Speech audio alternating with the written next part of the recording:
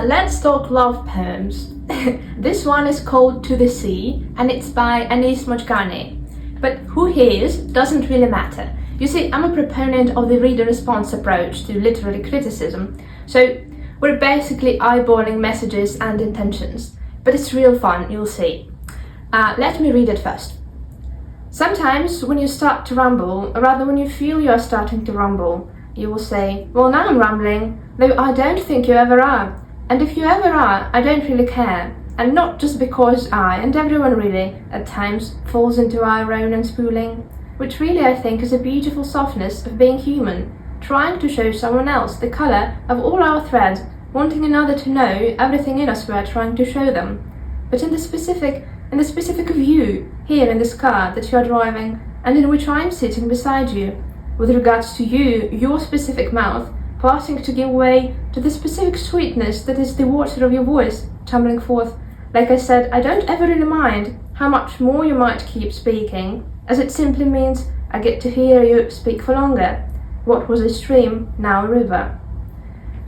This is a love poem in its essence, but it's not necessarily romantic. Basically, interpretation is beautifully subjective, so it's whatever rocks your boat. I love this poem and it's a lot to unpack, but let me take you through three most prominent elements. The first one is the title, the second one is the last sentence, and it reads like this: what was a stream, now a river. And it's like, where did that come from, right? We were just sitting in a car, weren't we? And the third one is the surface structure of the poem, so what it looks like on the page. So the title is To the Sea, and it could be that the two people in the poem are driving out to the seaside, but the image of water is central to this piece. So we have the narrator comparing his lover or his friend, it's up to you. He compares their voice to water. See, your specific mouth parting to give way to the specific sweetness that is the water of your voice tumbling forth. And water we see again in the last sentence. What was a stream, now a river.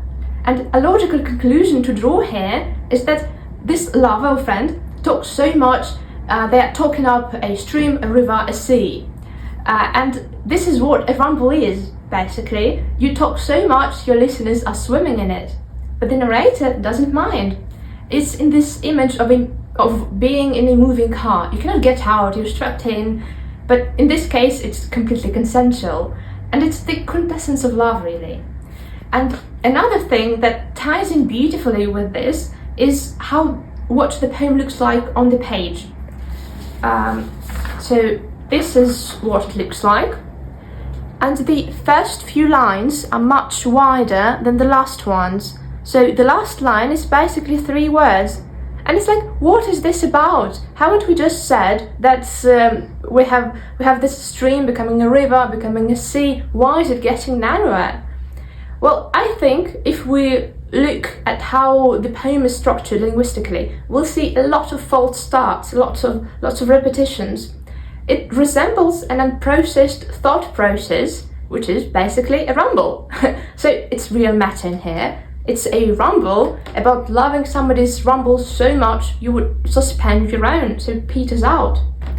The narrator, being just as human, just as likely to go in a rumble, wishes and would rather to rein himself in order to make room for this another person to speak up.